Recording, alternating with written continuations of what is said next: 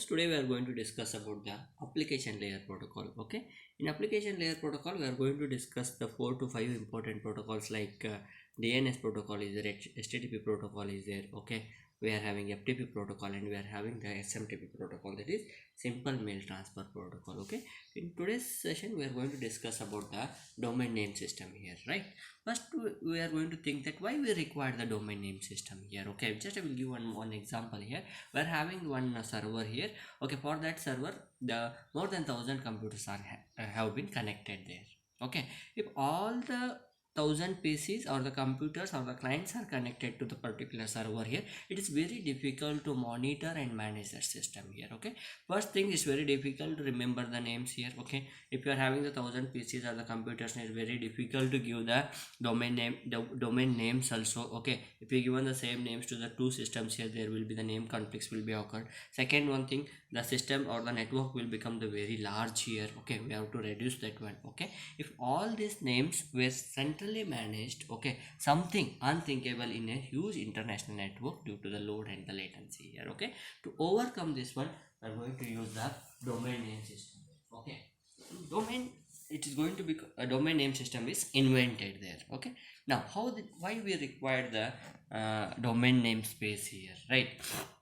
Assume like this. Again I will give one example here. If you are having the postal system, what they are going to do, they are going to categorize or separate the postal letters into country, state, or the city street address of the particular address here. By using this kind of hierarchical addressing, we are going to achieve the domain name space also. Okay, for example, if you are having the Marvin Anderson on main stno, it makes the difference here. Okay, mainly domain name systems are categorized into the two different categories here. One will be the generic, one more will be the countries here. If you are having the .in, that will be in Indian. Okay, we are having the generic also, like .com is there, education is there, government is there, like organization related is there, .net will be there. Okay, again we are having the other categories also. Education is going to be LA under that one CS, and the engineering also going to be categorized here. Okay, the next thing will be the what is the resource records here. Okay, every domain, whether it is a single host or a top level domain, can have the set of resource records associated with it. Okay, if you are having the single host here, each host is going to have the IP address. It is also going to be considered as the resource record here. Okay, but many other kinds of resource record also exist that one. Okay, it means that when the 1,000 computers are connected to a particular server here, okay, each client should have the IP address that is going to be considered as a resource here. Okay, then resolver gives the domain names to the domain name server here. It get backs the resource record associated with that name here. Okay, the primary function of DNS is to map the domain names into resource records also. Okay, so one more important thing here is that the resource record is also 5 tuple here. Although they are encoded in a binary for efficiency, in most expositions resource records are presented as a ASCII text only. Okay, it is going to have the 5 tuples. As I said earlier, the format will have the use as follows. Domain name is that when to leave the packets here. Okay, class, type, as well as the value also.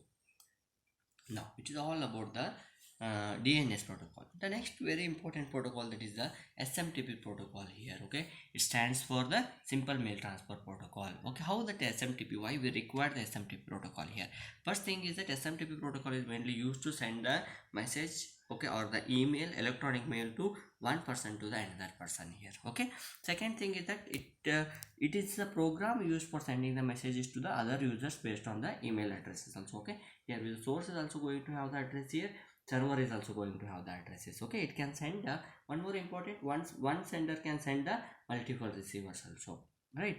One sender can send the one receiver or the multiple receivers. Sending the message can be include the, as we know that one, we can send the text message also, we can send the videos, we can send the graphics, we can send the voice messages also using SMTP protocol here. Okay, now the main purpose of SMTP protocol is used to set up the communication rules between the servers, right? The servers have the way of identifying themselves and announcing the what kind of communication they are trying to perform here, right? They are, and one more important thing here is that they also have a way of handling errors such as incorrect email address. Okay, once you are going to enter the particular recipient address. Okay, if that email address does not exist there, okay, the SMTP protocol is going to tell that one this particular address is wrong, otherwise it is not existed, that one. These all automatic things are handled by SMTP protocols only. And what are the components of SMTP protocol here? Okay, first we will break the SMTP protocol into two sections here, SMTP client as well as SMTP server here, okay,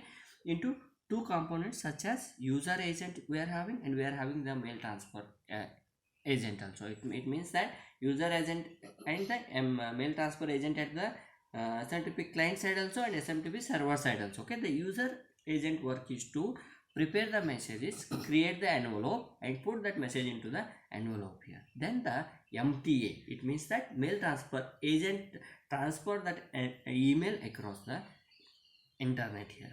Friends, I just will summarize here.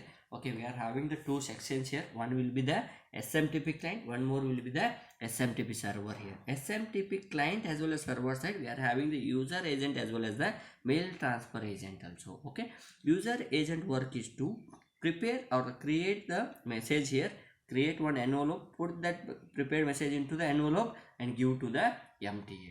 Okay, once you give on to the MTA, it transfers this mail across the internet here. Okay, now SMTP allows the more complex system by adding the relaying system also. Okay, instead of just having MTA at sending side and one at receiving side, okay, more MTAs can be added, okay, acting either as a client or server to relay the email.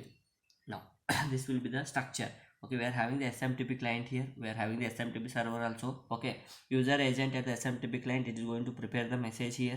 Okay, once the message get prepared, that is going to be get inside the envelope, we are going to give to the MTA agent here. Once you give an MTA agent, it will goes to the internet. Through internet it is going to reach the MTP server. Now how the SMTP is going to be work now? Component. A user sends an email by composing an electronic mail message using the MUA here, mail user agent. Mail user agent is a program which is used to send the